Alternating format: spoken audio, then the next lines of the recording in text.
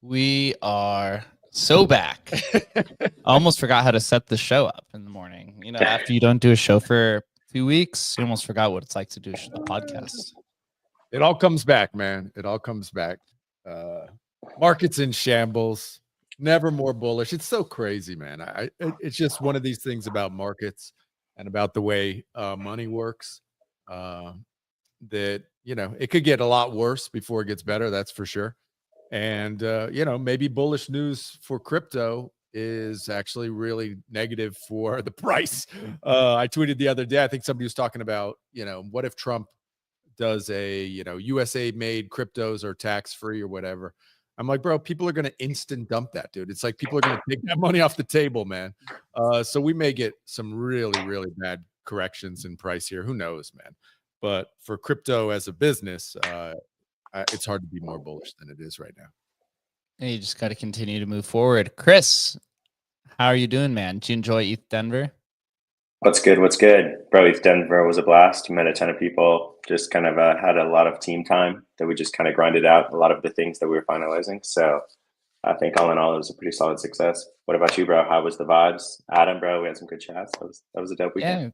Got to meet the Hawk, who's in the crowd for the first time. So, brother, it was great hanging out those few times that we got to kick it.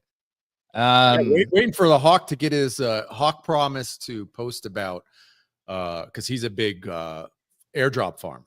And so he was going to come out with this epic post, which we're all waiting with bated breath to tell us what's the next big, you know, his top 5 airdrop farmers. So we'll keep an eye out for that, man. You know, these in-person conferences, the most important part is just that building those connections. It's funny because nobody ever goes to the conference itself. I think we were at ETH Denver for a total of what, like an hour or two, if that. Most of the time you're at the side events or you're really just team bonding. Like I ended up emceeing the Bitcoin Renaissance conference the first day of 2. Isabel got sick, and so they threw me in to MC it, and I got to talk to a lot of people who I hadn't seen or met for the first time, which is always a great time. But when you talk with these teams, they all have the same conversation, which is, oh, this is the first time we've ever hung out together. It's literally every team. That was like us. Well, this is the first time we had the expanded team together of 7 of us. Last time in ETH Denver, there was only 5. So expanded, you know, you get to put together from a development standpoint, these tough conversations of the kind of plugging in the back end, which is really tough to do over the internet at times. So it's just simply just go back and forth, seeing that person's screen, being able to kind of ideate on these things that we had been discussing for a long time. And all those teams seem to have the similar conversation. I mean, we were at the Lit Protocol event for one of the days who powers essentially Emblem AI and Emblem 2.0. And it was the first time they were all together too for a long time. And it just seems to happen over and over again. Yep. And it's one of the great things of crypto is that you can have teams basically all over the world who might never meet up. It's pretty amazing. What was also amazing to me were some of the projects. We joked about this, like projects who got millions and millions of dollars in funding, literally have teams of 60 or 80 people and don't have a working product. I mean, it's incredible to see the money flowing around crypto, and you realize, how small a team we are. We've never raised. Makes you feel really good about it. Seeing a team that has literally 70 people and doesn't even have a working product yet is, it's encouraging for what we're doing for sure. Makes you feel good about it. But it's just, crypto is one of these industries with just tremendous amount of money. If you have a great idea and can convince people, bro, you're in line for 10 or $20 million in funding. No doubt. That was my biggest takeaway. I'm truly amazed how large some of these teams are. It's insane. When I was hosting the Bitcoin Renaissance conference, is sponsored by Babylon. They obviously raised $70 million. And I'll get into staking later, because what I learned, these people fucking love Bitcoin staking, dude. They go crazy for 2% yield. Anytime somebody was like Bitcoin's announced Bitcoin staking or a yield opportunity of 2%, the whole crowd's going wild. I was like, oh my God, dude. People are going crazy for this. But I was walking around going to all the different booths that were sponsoring the conference, and I was just talking with the team while I was waiting in between the speakers. One team had, I'm not going to name them, but one team had 25 team members. They're not live for another 3 or 4 months, and they had an in-house events coordinator. That was really a shock. Basically a party planner. A full-time party planner, bro. They don't even have a product. I was like, that wow, could have been you in a former life, bro, putting together the parties for the team. I mean, that's how insane is that, dude? It's just I guess it's not insane. The reality is that in some ways, a product like that with a lot of funding has to probably get more funding, right? And so they need to be on this continual outreach, continual making waves in that circuit to try and raise more funds. I don't know, man. It is, yeah. When you told us that, I was like, wow, that's amazing, man. The one and the booth next to them, they have a very similar TVL to we do, actually, and they had 40 people, 45 people, 44 people. And then there was another network. I'd literally never heard of this network. They said they had 67 people. I was like, what the heck is going on over here? What is everyone doing all day? We literally have 7 people on the team. We had the guy, who was it, from Crypto Slam or whatever, which I guess was kind of big during 21. A good guy, but he was part of that team, and we were just chatting with him, and you're like, how many people are on the team? I'm thinking it's 5, maybe 10. I mean, if they were crazy. He was like, it's 75 people. What the hell is everybody doing? What are you all, what could possibly be taking place over there? It just makes me, just think, I don't know who I was listening to on the timeline. Maybe it was Elon or somebody was like, oh no, who was it? Was Beanie. Beanie was like, because he supports, teams, invests in teams. And he's like, if you have a team bigger than 5 developers, and you haven't shipped something of importance, you're doing something wrong. You don't need more than that. And you just see it, man. Bloated teams with 70 people that raise tens of millions of dollars. It's just, why? It's because they have to spend the money. They have to spend it before the next check comes in from through the wave. So it just shows how bloated it is. Yeah. I also just think I put this tweet out while I was at the conference. It's instead of these teams spending probably 6 figures a year on conference and marketing expenses, if you just had every single person on your team tweet 10 more times a day, you would probably have a much higher impact than trying to do these like tabling events, which generally don't really hit. I mean, when you go to these conferences, like when we went to ETH Denver, I didn't stop by any booth, and we stopped by a few. The only time we stopped by any of these booths is because we were intentionally going there because we were trying to find somebody for a specific purpose. It wasn't just like you kind of stroll across this and ask what's about it. You do that on crypto because you have a wallet and you could speculate. You can't do that in the conference. Although I did see somebody walked around and claimed claimed as many tokens they could at these booths and made $1,500. So a real life farmer, but that is very, very small. Chris, you have any take on that? So you turn your mic off. Yeah. Can you hear me? Yep. Oh, we lost you for a sec there. Yeah, I mean, I agree. I think the booths, it's just kind of one of those legacy things that everyone in every industry does. But I think in any of them, you'd be better off taking that money that you spent on the booth and having a side event. $50,000 or $100,000 to a side event will get you like 10x the kind of like net new users than a booth would. So I never really got the booth idea, but it is what it is.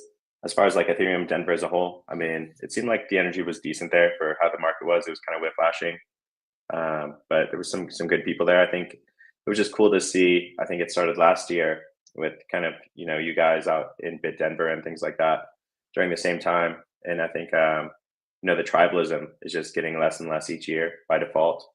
And so it's not, even though it's ETH Denver, it's really people from every chain kind of just coming to a meeting spot and kind of mingling and meeting each other. So it seems like tribalism is definitely on its way out, which is kind of surprising. I didn't think that we would get here this early. One of the things I saw a post on, and it was I thought a quality comment, because I talked to, you know, I was there for a couple of days at the event itself, and I actually did talk to quite a few different booths and, you know, stuff I didn't recognize. And somebody recommended, hey, if you have a project, you need to have your top people manning those booths. And that I just vibed with that post, because I can't tell you the number of projects where I walked up and was like, hey, what do you got going on here? And met, you know, basically, I don't even know, is maybe their person who managed their Twitter account or something like that, who literally didn't even know what like blockchain was, like who couldn't even explain what they were doing in any sort of meaningful way.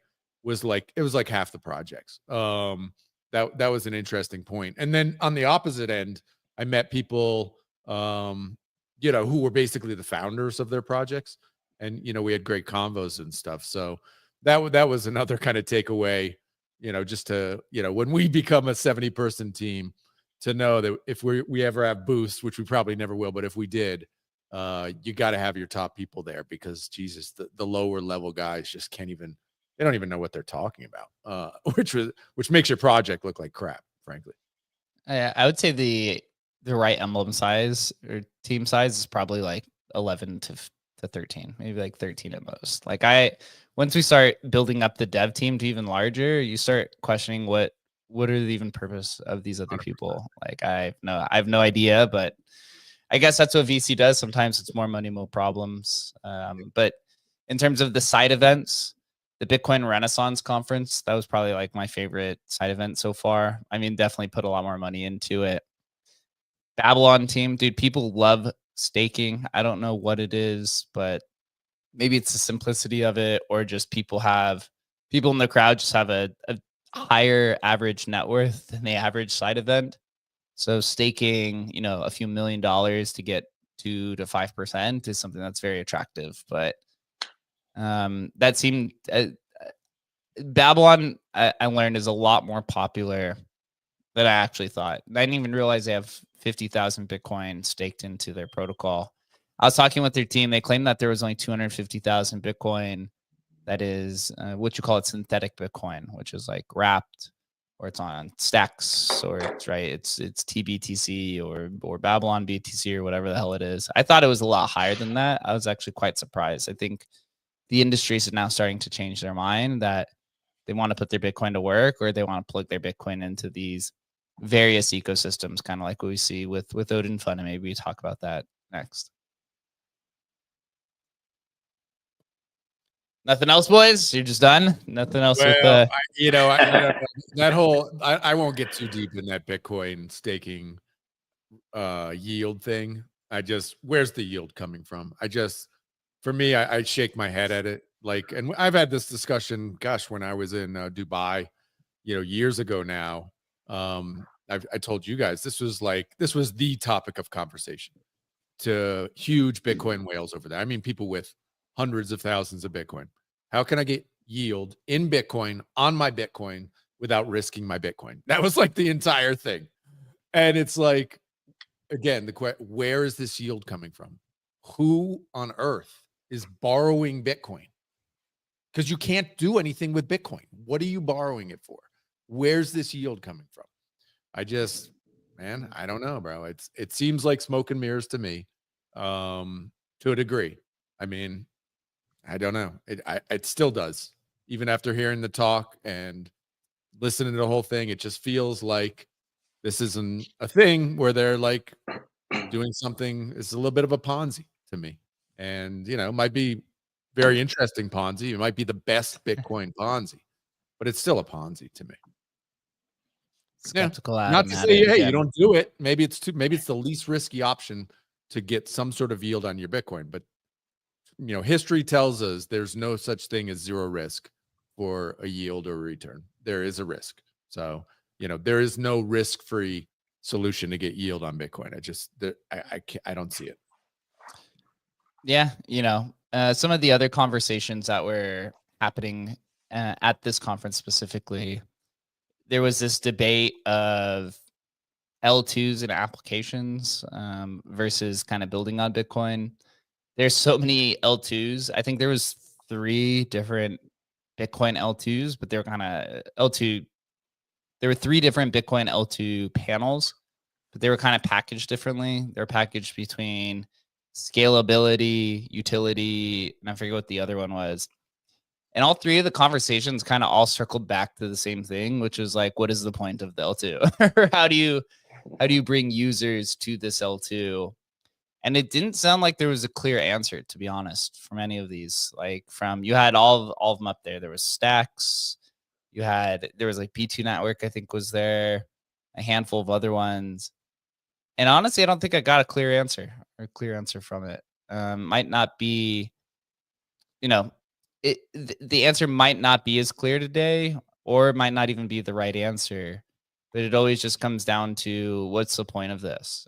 And goes back to all of these L2s getting all this funding and them, doing these parties and things like that. But is anybody actually using these things? Obviously, with Odin Fun, with Bob, I think he might be the first one through the door in terms of this idea of chain abstraction, at least from the fungible token side.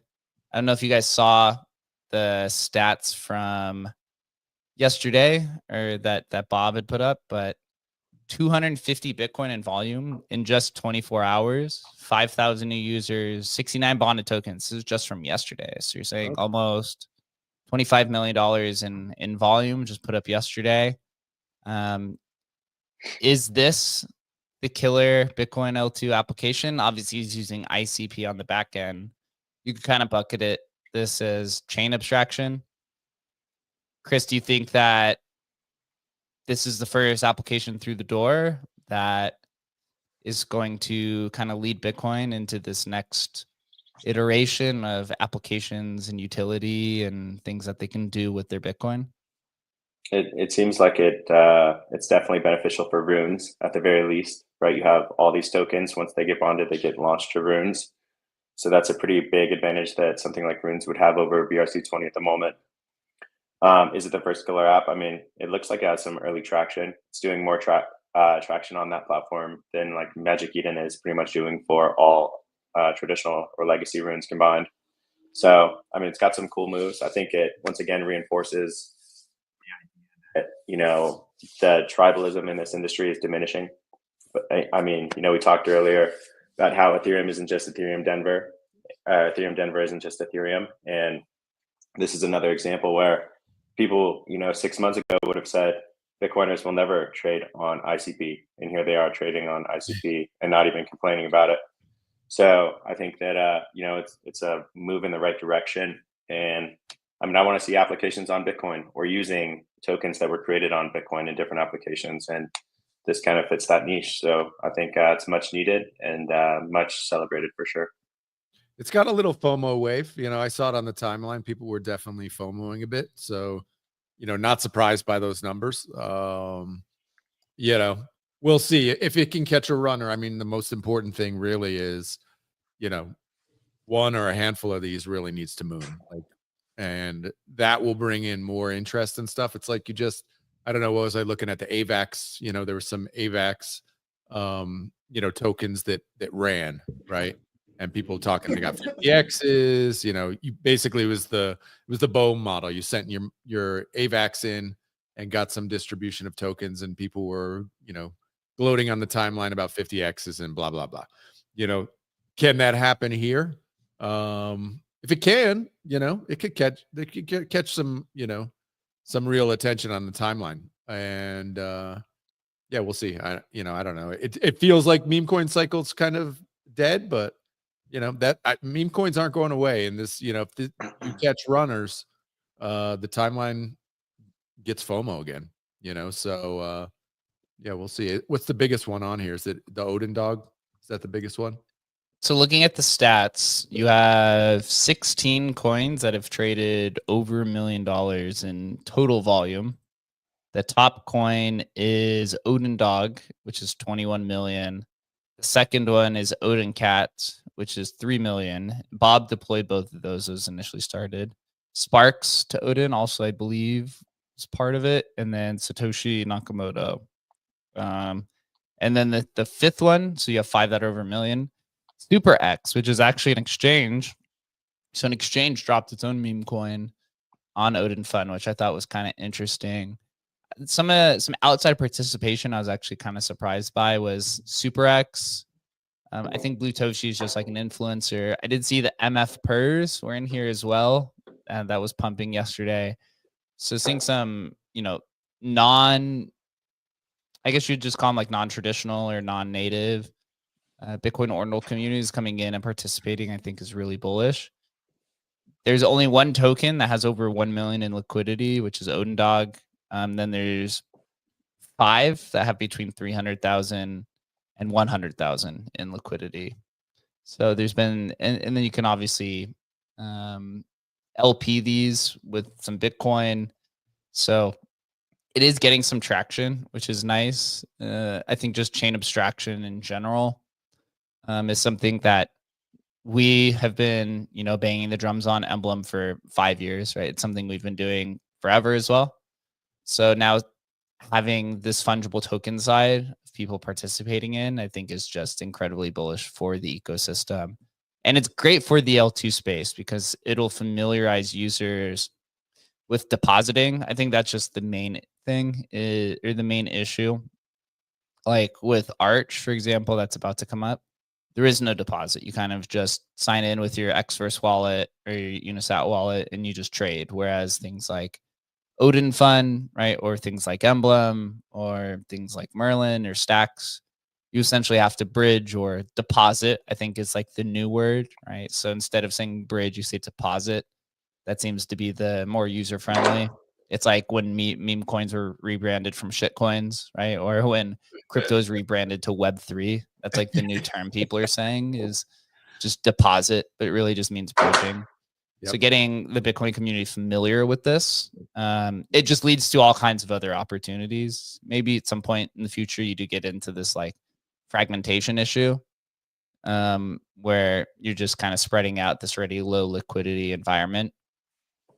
But obviously, I think it's bullish. Bob is also somebody who has a small team. I talked to him a little bit in Denver as well. Looking good in person. He seems very excited. He's obviously backed by the ICP team. This is like literally the only product I've ever seen be built on ICP. I'm not even joking.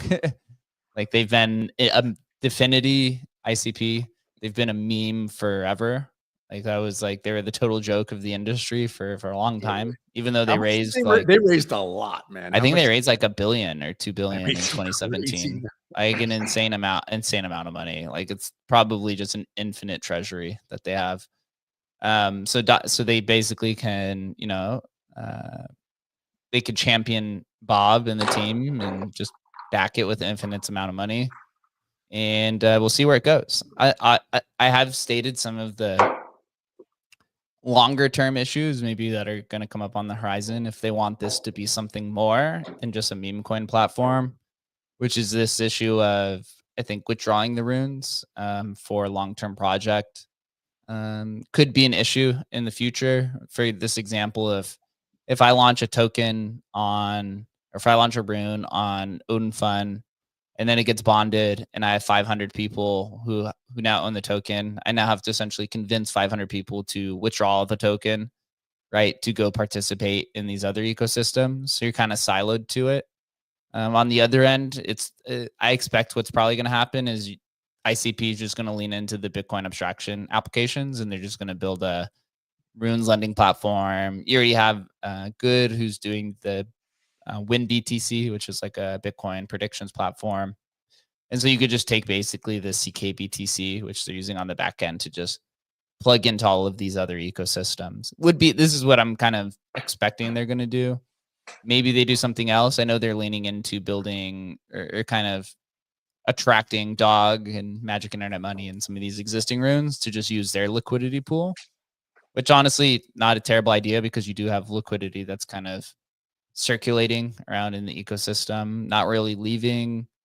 You just have more entering than leaving right now, just because there's only a handful of things to do. So bullish overall, in my opinion. Chris, did you have a take on this? Or I saw you leaning in. Yeah, just timing is super important. You couldn't have asked for anything better as a founder that's launching a project, to have every ecosystem basically blank, nothing happening going on. And runes and Odin Fun right now is kind of like the shining kind of star in the dark night, So pretty interesting to see that they got some timing right. And if they bring on some of these kind of earlier runes on their platform that have some decent volumes, and pair them with the decent volumes that they have there, on the backdrop of every other system kind of fizzling out at the moment because they already had huge runs, I think that's kind of like the best case scenario. That's kind of like the best position you can possibly be in. So I think they're in a good spot.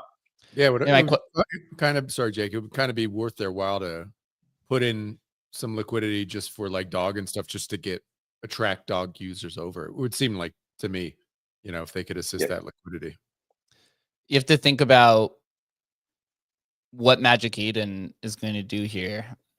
This is essentially like a worst case, this is like essentially a nightmare for Magic Eden. Like Ordinals was 50%, or runes, and the Bitcoin ecosystem was 50% of their revenue last year, or at least, I think it was last year. If you have runes that are now leaving Magic Eden to go trade on Odin Fun, right, or go trade on Stacks or wherever the ecosystem is, they're losing out on all of those fees. They have a very large team. How are they going to respond? Are they just going to try to support rune, or I guess, are they going to try to support Odin Fun on their platform? I don't think Bob is going to allow that to happen, because now he's going to be losing out on the fees, right? And what happened to big building on Stacks? Where is the Stacks? Come on. I mean, look, bro, at the end of the day, we've talked about this endlessly. Where's the killer apps, right? And can this be a killer app? If it is, for ICP, this is massive, right? Yeah, go ahead. Chain abstraction is like the worst case scenario for these platforms. Like on the other side of this, right, you have us, Emblem, that's going to be deploying ordinals on Solana, deploying ordinals on Base, and all these other chains. So if ordinals move and start trading on Solana, I guess they could still get the trading fees on Solana. But if they go to some of these more obscure ones like Merlin and stuff like that, they're also going to be losing out. So I would expect Magic Eden to come in and try to build something, build a better product, I guess is like the best way to put it, to attract users to stay put. Yeah. If not, then I don't expect the Magic Eden that's now expanded to like 15 different chains.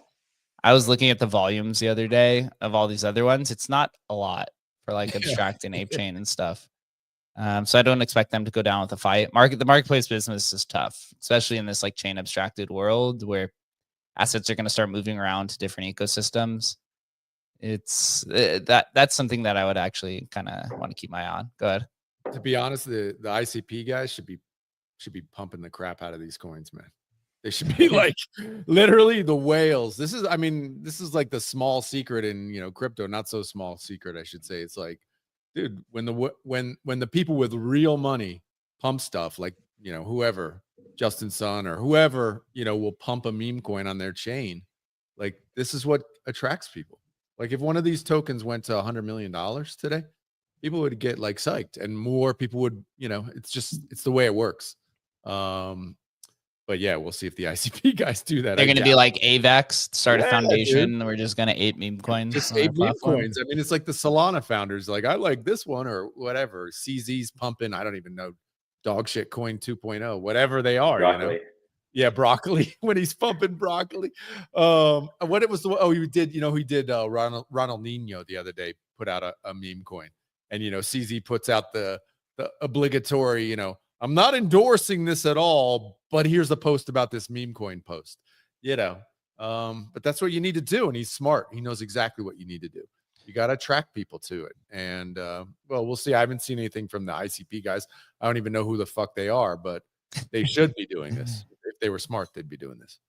You know, it's interesting because we're in a similar situation, maybe not price wise, but I'm gonna go on this for a second. The Solana meme coin bubble is essentially popped. It doesn't mean that it's going to go away, but I mean that the concentrated liquidity that's been kind of circling around in that ecosystem for the past year or so is now starting to dissipate to other ecosystems. This was very similar to what happened after the FTX collapse. I mean, again, price, not the catastrophe of that is different, but I'm saying like the flow of liquidity, where once FTX collapsed, all that liquidity that was just trading on that started to move into other areas. Obviously, a lot of that got pulled out of the ecosystem, but that liquidity that stuck around ended up going to new ecosystems, right? And the two ecosystems that it ended up going to was meme coins and ordinals, and those were new and emerging ecosystems. I think we're starting to see that happen now, where the liquidity from the Solana meme coin ecosystem is starting to move into some of these new emerging ones. And, you know, one or two of these will probably be winners, which will then, you know, have that 1000x opportunity.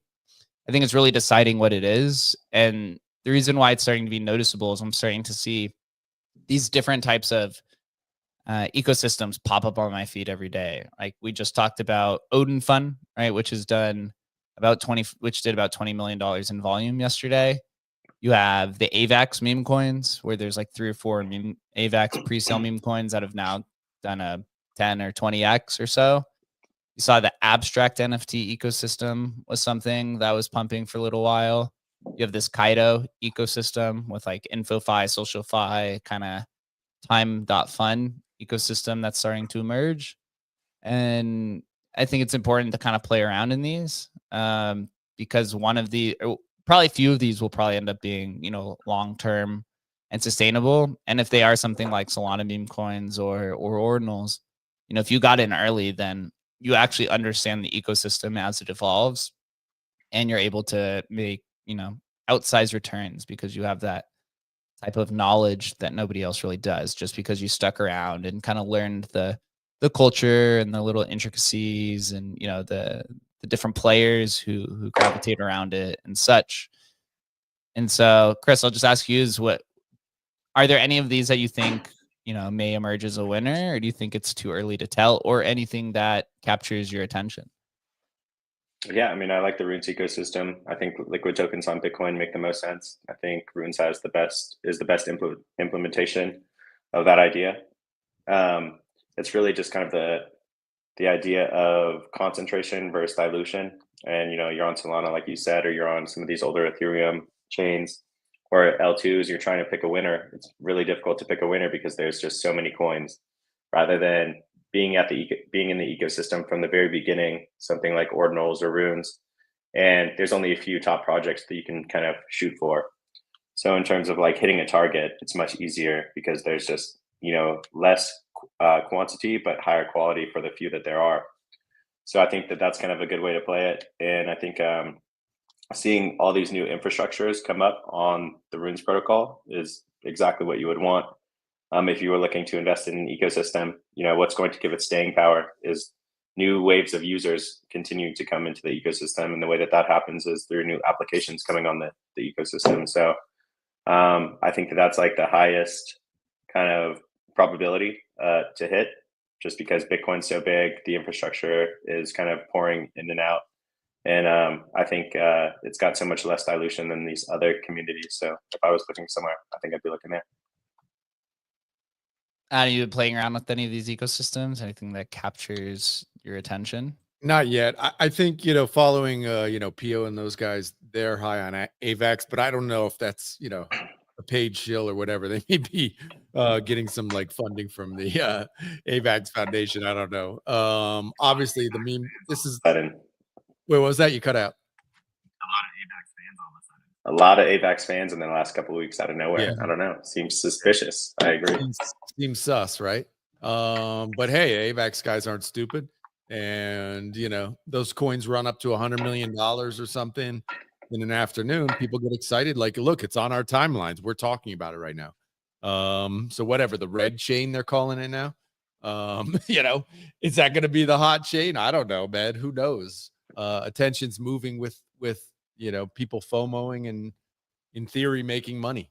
We'll see, but do I think like meme coin cycle 2.0 is going to happen on AVAX? Like, no way.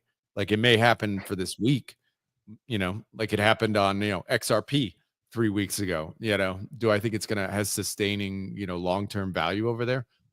Probably not, yeah. Still looking for that next big thing.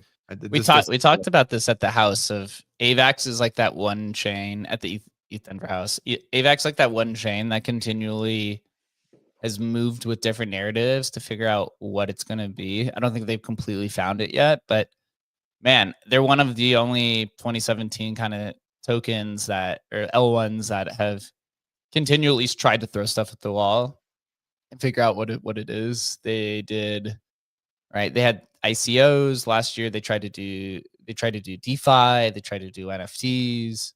Gaming. Now they're trying to do meme coins. I think gaming seems to be what they're leaning into, because gaming is still kind of open, right? I don't think there is a winner in terms of crypto gaming yet. Totally. I think they will figure it out at some point in time. Like they seem to be committed. Some of these other ones, like just talking it from 2017, like Polkadot and right, Cardano still even like they're still generalized. You at this point in crypto, you don't want to be a general purpose anything. This seems to be the losers of all of them, right? Ethereum's the winner, but right now the general purposeness of it is too confusing to people, and they don't, right? Same thing with like the general purpose L2s, like Arbitrum, Optimism, and Polygon. Like they have all this funding, but they don't really have any users because it's too generalized, and users need something very specific to ape, right? Maybe that's why even Odin Fund is doing pretty well, is because you're like, hey, this is for Bitcoin and meme coins specifically. I'm just wondering, like, what can a L1 do? I mean, I don't know. Polkadot like sponsored ETH Denver, right? I saw some guys there and stuff, and it's like,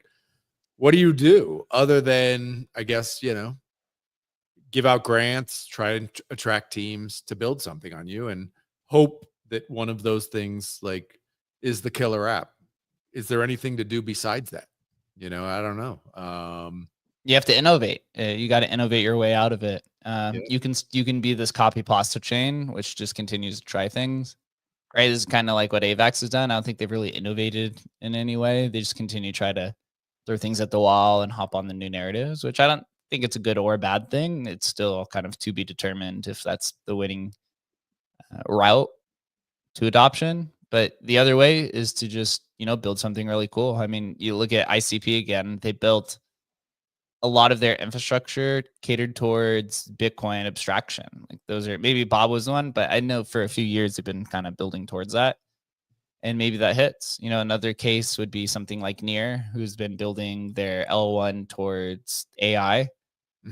applications, AI features, and they've been getting some adoption over there. And not to say they're the winner yet, but they've kind of, started to take some market share in terms of products that are using it, as well as they have some users or products that are using I almost called Chainlink Near for these TEE systems, trusted execution environments, which ICP also does as well. So you just got to introduce something new and novel, and find and have the developers come over and use it.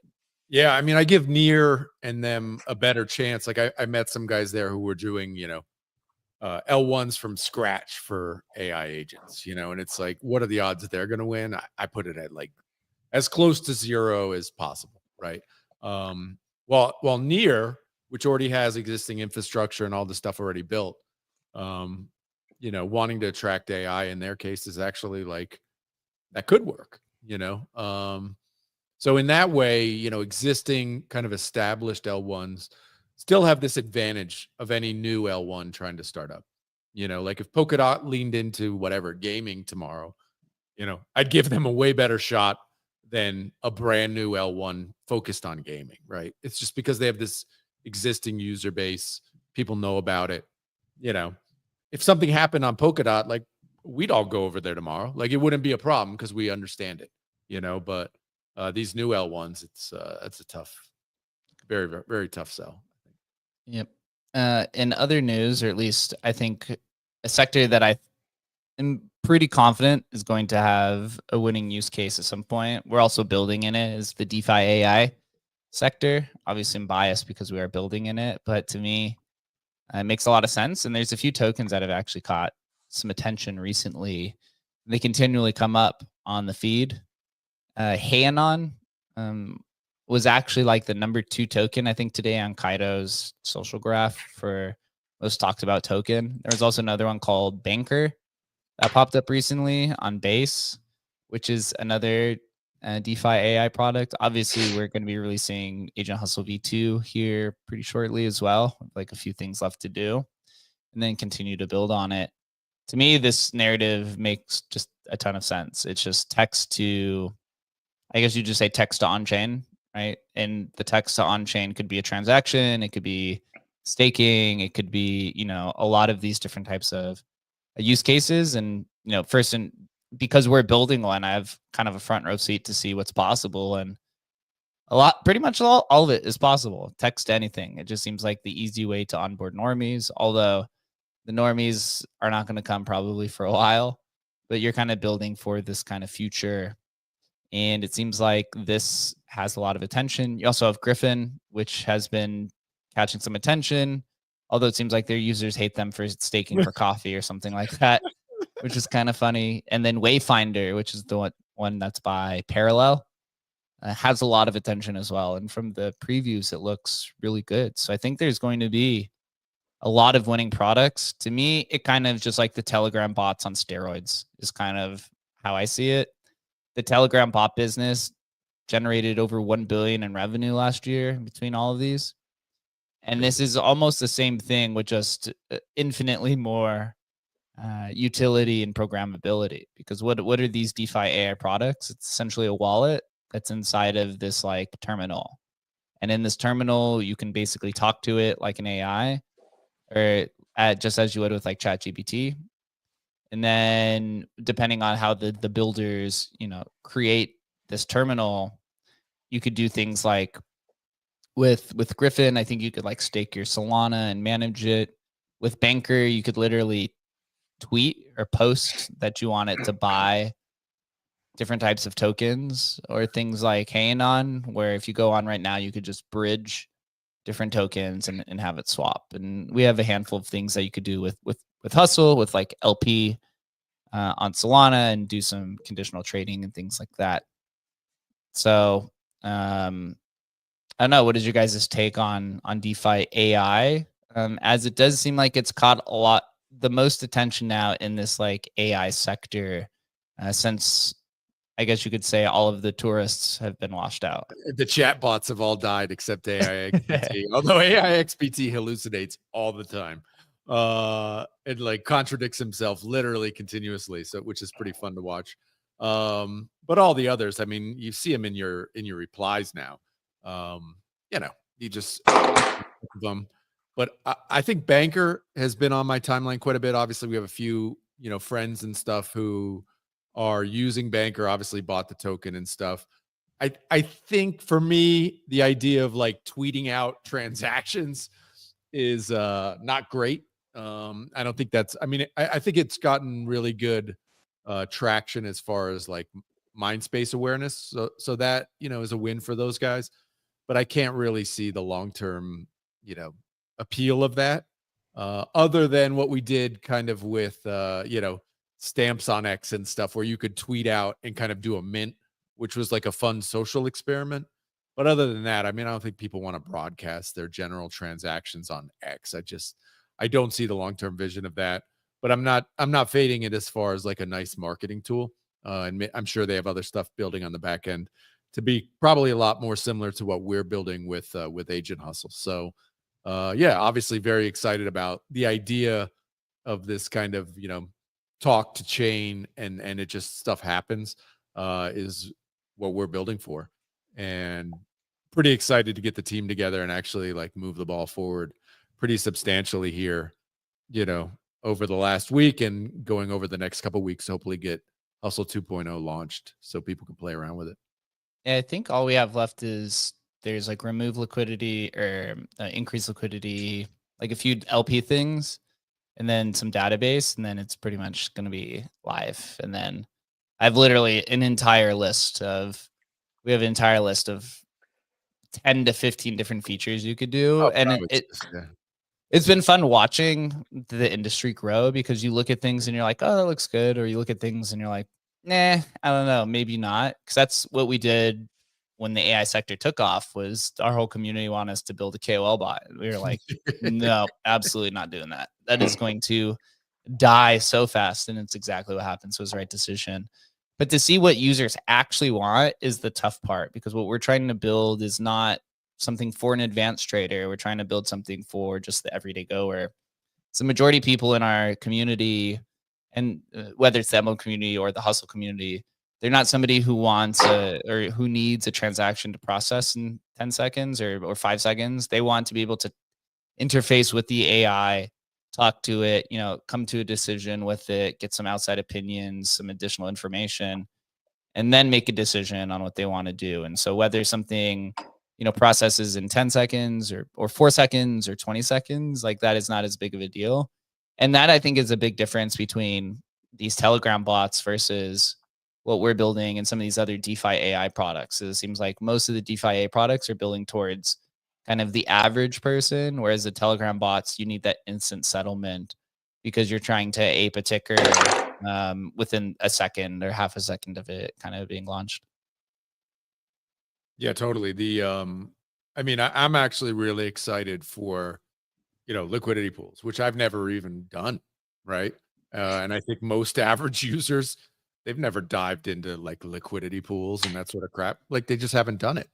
And so for me, I'm actually really excited about that, just to be able to maybe level up a little bit, get a little bit better at doing stuff and have the AI help me. I mean, that's what's better than that. And to be honest, like this, like Hustle, the idea of an AI assisting a crypto user, dude, it's like, it's infinite what we can and will build, so it's really, we're just at early innings of what it's going to be.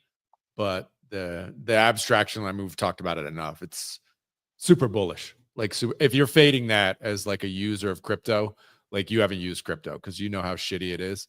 And so the idea that you can have an agent, help you with this stuff and go cross chain and do all this sort of stuff seamlessly without you having to know the nitty gritty details is, yeah, super bullish on that, man, for sure. DeFi AI seems like a PvE industry for builders at this point in time. When you think of like what the size of it could be, it's 600 million right now.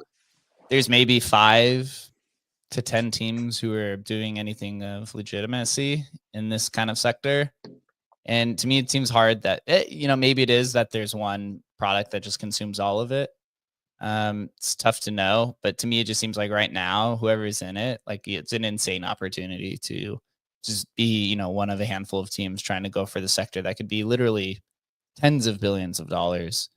Before I go to after party, Chris, I wanted to get your take on DeFi AI, the importance of it, and where you think, where you think this sector could go.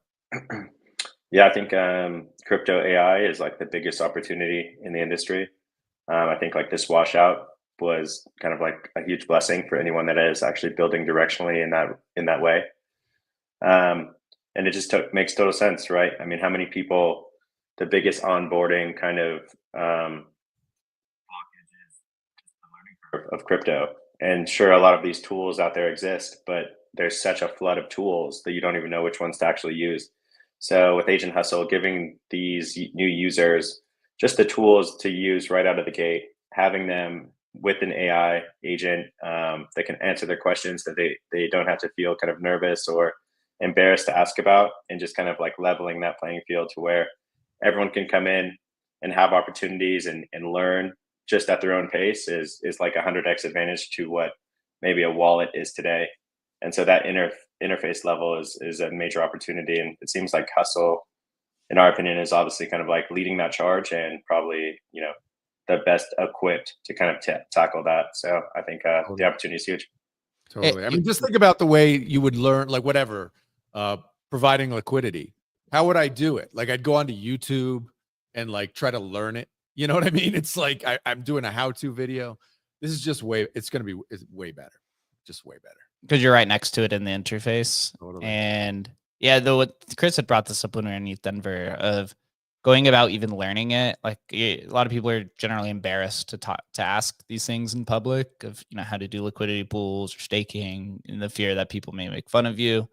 So just having an LLM to where you can talk to, and then it can actually assist you with that transaction and the process, and you can do it in small increments and gradually graduate to becoming a professional in some way, is one of the areas I didn't even think about.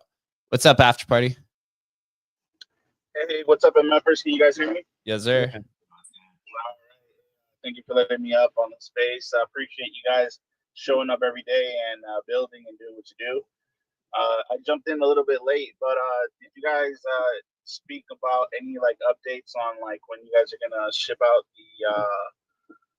the multi-chain stuff? You know, I know you guys are gonna be working with Base and some other ones too. And then also, second question: have you guys checked out Odin.fund yet? Yeah. So with Odin Fund, we actually spent the first like 20 minutes talking about it on the show. MF per his coin though on Odin Fund. He did call it out. Yeah, did. Yeah, it's a big. Yeah, we did. Gave it a shot. And then I think what you're referring to is Emblem deploying on Base for MF pers and for NFTs, I believe is what the question is.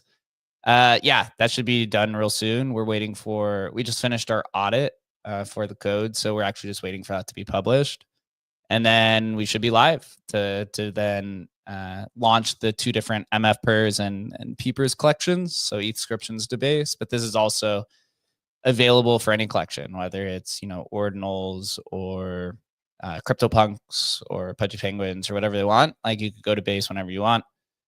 So we ask any of those communities to reach out if that's something that they want. Obviously, we're going to be deploying a lot of these collections. That it leaves it open for, you know, any artist who has an ETH NFT on main chain and they want to go to Base, they could just reach out to us and we can, you know, help bridge those assets over there. And then, you know, we're going to start deploying to Merlin and Abstract. I think ApeChain, Arbitrum, and then Solana will be the big one. That takes a little bit more of a lift, but we're like 50% there. So trading Bitcoin puppets on Solana or Node Monkeys, that seems to be a big ask for a lot of users. So that'll be something that we'll focus on for Solana. So this month should be Emblem on Base. Let's go, baby. Let's go. Yep, that'll be exciting. We're excited to actually work with the MF pers community on that, because they're a community who's reached out to us that said, you know, they're an ETH inscriptions collection. They're like, we want to be on Base. This is where our community is kind of gravitated towards. So can you guys help us do that? So you guys will be kind of the first test case. in terms of a community actually approaching us and just being kind of all in on moving there. So, we hope it leads to a lot of other communities identifying and saying, hey, let's go to base or whatever chain that we want, because that's what our community needs. And it's going to be really exciting. So yeah, you're coming pretty soon. Super pumped, Jake. Thank you so much for all that info. And I'm going to keep going under Jesse's comments and stuff, and trying to see if he'll vault his CryptoPunk with you guys. You know what I mean? So I'll be working on that, fellas. I appreciate that, brother. Yeah, it's coming real soon. It's we just got this audit done, and it always takes a little bit longer than you expect. But once that's published, then we're ready to start deploying. We've actually already deployed to base. It's just once this is verified and everything, it's putting in all the adjustments. So that'll be dope. And then also with Hustle V2, that should be also coming here in the next week or two, hopefully. Just waiting on a few different things. And then Hustle eventually will also be multi-chain. It's interesting when you look at like these DeFi A products to see the starting point for some of these. Like Banker is on base, where Hanon is just all Ethereum L2s, for example. And then Griffin is Solana. And then we're also starting with Solana. Those are really the only four that I'm really aware of. I guess Wayfinder, I don't really know Wayfinder just because it's still kind of private. Yep.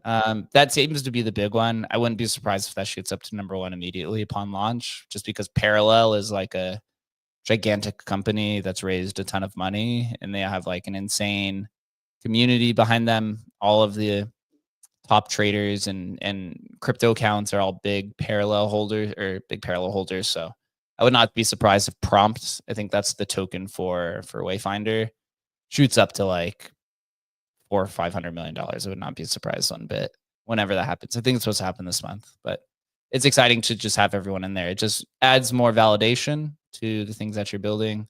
And yeah, so dude, I just can't wait. Wait till you'll just be able to go on Agent Hustle. You take your MF per and you put it on base, and then whatever, something going on in Solana, you can farm your NFTs on Solana. You pop it over to Solana, just jump it over.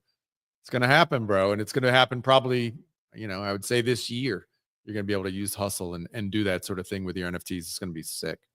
Yeah, the idea of yield-bearing NFTs, where you take your CryptoPunk, and you could go lend against it on base, and then Blast has, some sort of Ponzi that they're doing, and you want to get the points, you could go move your CryptoPunk and $100,000 in value over there to participate. And you could just keep doing this over and over and over. Like, that doesn't exist in the crypto space. Obviously, you could do this with fungible tokens, and this is what a lot of people have been doing forever, right? This idea of mercenary capital, where you have one whale who takes their token or their ETH. Justin Sun had done this for a long time. He'd take like $100 million in ETH, and he would just move it between all of these different DeFi protocols across these different L2s and farm the token. And then he would just dump the token afterwards and move on. Right? You could essentially kind of do the same thing with your NFTs. Obviously, the NFT infrastructure is a little bit more limited than what the fungible token ecosystem is, but this is kind of the Emblem 2.0 vision, is being able to take whatever your value is and move it to these different chains, so that you don't have to just go buy a new NFT, right? Isn't that the most annoying? Is you go, Ape Chain just starts, and I have to go literally buy an Ape Chain NFT. I can't just take my MF per over there to use for whatever. Like, to me, that's like the most annoying thing ever. What's up, After Party? Last question.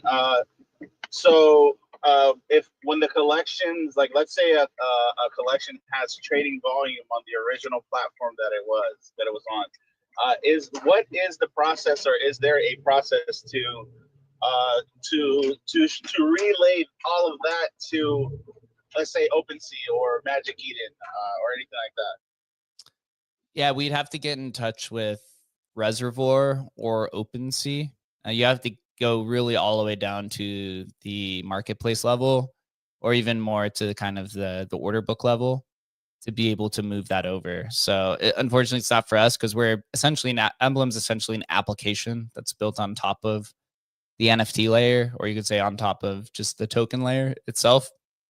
So that would be something you have to talk with OpenSea or Reservoir about. Reservoir's the order book. OpenSea is the one who owns Seaport, which is essentially the NFT order book, and then Reservoir provides a lot of the cross-chain infrastructure for all of these marketplaces. I think almost every marketplace outside of OpenSea uses Reservoir.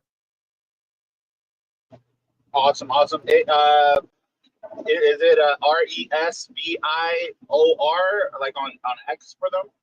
I believe so. I think it's RE. Yeah, it's like Reservoir, RESER. It's like Reservoir OX, I think, or something like that. Yeah, Reservoir OX is their Twitter account. We also have a chat with them, which I could reach out to once we start doing this. It's not a guaranteed, but sometimes they do this. Like I'd seen in the historical NFT community, they would migrate over some of the volume from one collection to the other, or they would change the date, but they're the only ones that can really do that. So once we get it, I'll definitely reach out to them and see what's possible. Cool. I think with that, we'll wrap for today. It was great to have a conversation, come back from ETH Denver. It was cool. I really enjoyed it. I think it was the best for team building, team bonding. We got a lot of stuff done. Ideated on some cool products. Actually, one thing hopefully we can build in the next few months is a cross-chain application that it includes all NFTs and has a gamification and game theory to it. I think that's something that the NFT space is missing, is a killer application that includes everything, just like what Pump Fund did for fungible tokens. I think we could do something like that for NFTs. So we're going to start working on that here pretty soon as well. Appreciate everyone that joined us. If you're new to the show, we host show Tuesday through Thursday at 11:30 a.m. Eastern time. Please follow the Emblem Vault account so you can stay up to date with everything that we're doing. And if you are interested in DeFi AI, follow the Agent Hustle account that is on stage. Those are the two directions that we are building. Appreciate everyone. Everyone, enjoy your Wednesday. We'll be back here tomorrow morning talking more about the market and everything and so forth. Until then, stay safe out there, guys. Have a good one, and we'll see you tomorrow.